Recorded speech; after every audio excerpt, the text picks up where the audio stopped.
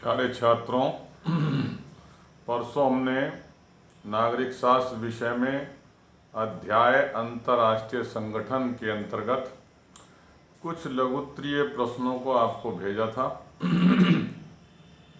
आज उन्हीं प्रश्नों को वीडियो के माध्यम से आपको समझाया जाएगा। तो समझिए, पहला प्रश्न है विश्व बैंक की स्थापना एवं उसके कार्य। विश्व बैंक की स्थापना कब की गई और उसके क्या कार्य थे? विश्व बैंक की औपचारिक स्थापना द्वितीय विश्व युद्ध के बाद सन 1945 में हुई थी भाई। इसके कार्य के बारे में अगर आप देखें तो विश्व बैंक की गतिविधियां मुख्य रूप से विकासशील देशों से संबंधित हैं, जो निम्न शीर्षकों के अंतर्गत या निम्न बिंदुओं के अंतर्गत हम आपको बता सकते हैं। पहला देखिए, विश्व बैंक का कार्य। विश्व बैंक मानवीय विकास, शिक्षा, स्वास्थ्य, कृषि एवं ग्रामीण विकास, सिंचाई, ग्रामीण सेवाएं, आधारभूत ढांचा, सड़क, विद्युत, शहरी विकास, पर्यावरण सुरक्षा, प्रदूषण में कमी, नियमों का निर्माण व उन्हें लागू करना एवं सुशासन, कदाचार का विरोध, विविध संस्थाओं का विकास के लिए कार्य करता है। जितनी भी संस्थाएं बताई, इन सब के लिए विश्व बैंक कार्य करता है। नंबर 2, यह अपने सदस्य देशों को आसान शर्तों पर ऋण देता है, कर्जा देता है भाई। तीसरा, यह अपने सदस्य देशों को अनुदान प्रदान करता है। अधिक निर्धन देशों को यह अनुदान वापस नहीं चुकाना पड़ता। जो बहुत ज़्यादा गरीब देश हैं, बहुत ज़्यादा निर्धन देश हैं, उनको जो अनुदान दिया जाता है विश्व बैंक के द्वारा, उसे वो वापस नहीं लेता उनसे भाई। नंबर 3, यह अपने सदस्य देशों को,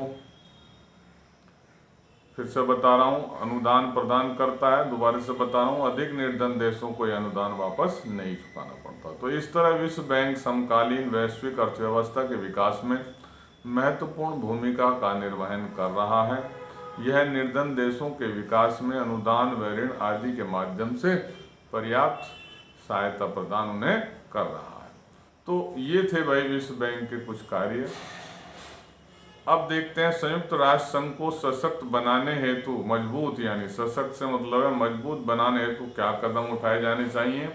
इसमें आपको सुझाव देने हैं।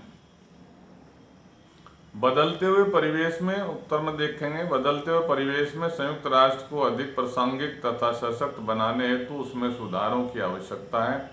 संयुक्त राष्ट्र को मजबूत बनाने के लिए निम्नलिखित सुधारात्मक कदम उठाए जाने अति आवश्यक हैं।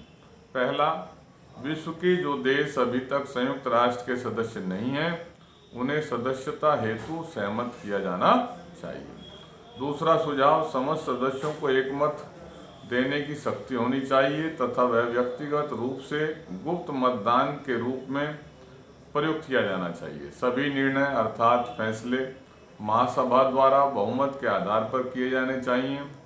तीसरा, सुरक्षा परिषद में 5 के स्थान पर 15 अस्थायी सदस्य होने चाहिए तथा वीटो का अधिकार समाप्त कर दिया जाना चाहिए। चौथा है भैया, परिवर्तित विश्व में Bharat, Japan, Germany, Canada, Brazil तथा दक्षिण अफ्रीका को अस्थायी सदस्यता प्रदान की जानी चाहिए। पांचवा, पर्यावरण, जनसंख्या तथा आतंकवाद जैसी समस्याओं और परमाणु हथियारों को नष्ट करने में सभी संयुक्त राष्ट्र सदस्य देशों का पूर्ण सहयोग करना चाहिए। छठा, सुरक्षा परिषद में अस्थायी सदस्यों की संख्या में वृद्धि होनी चाहिए। अभी तक आपकी जानकारी के लिए बता दूं, 5 अस्थायी सदस्य होते हैं सुरक्षा परिषद में और 10 अस्थायी, कुल 15 सदस्य होते हैं। तो वो कह रहे हैं कि अस्थायी और अस्थायी सदस्यों की संख्या में वृद्धि होनी चाहिए। सातवां, संयुक्त राष्ट्र संघ के कोष में अभिवृद्धि की जानी चाहिए, जिससे वह विकास एवं वृद्धि के और अधिकाधिक कार्यक्रमों को संचालित कर सके। तो ये थे भाई कुछ सुझाव, जिनके आधार पर जो है संयुक्त राष्ट्र संघ को और मजबूत बनाया जा सकता है। अब देखते हैं एक प्रश्न और अंतिम प्रश्न है, विश्व व्यापार संगठन के विषय में आप क्या जानते हैं। विश्व व्यापार संगठन की स्थापना general agreement on trade and tariff, short में इसे गेट बोलते हैं, GATT के स्थान पर 1 जनवरी 1945 को हुई थी भाई विश्व व्यापार संगठन। कार्य, विश्व व्यापार संगठन एक अंतर्राष्ट्रीय स्तर का संगठन है। यह वैश्विक व्यापार के नियमों को निश्चित करने का कार्य करता है। इस संगठन के सदस्य देशों की संख्या 150 है।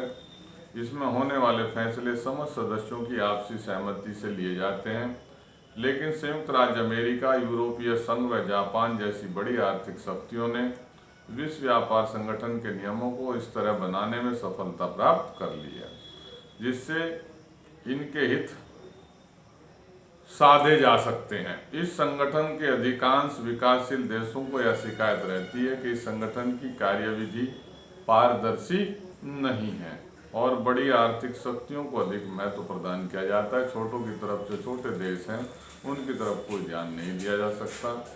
जो विश्व की बड़ी आर्थिक शक्तियां उनको अधिक महत्व दिया जा सकता है। अर्थात यह संगठन बड़ी आर्थिक शक्तियों के प्रभाव में कार्य करता है। तो ये इस तरीके से क्वेश्चन थे, बहुत इंपॉर्टेंट है भाई परीक्षा के लिए भी। 5 नंबर के हिसाब से बहुत ज़्यादा इम्पोर्टेंट है, तो सभी बच्चे इन्हें अपनी कॉपी में लिख लेंगे। पहले मैं भेज चुका इनको है, आज इनको ध्यान से सुनेंगे सभी छात्र और अपनी अपनी कॉपी में नोट करेंगे। धन्यवाद।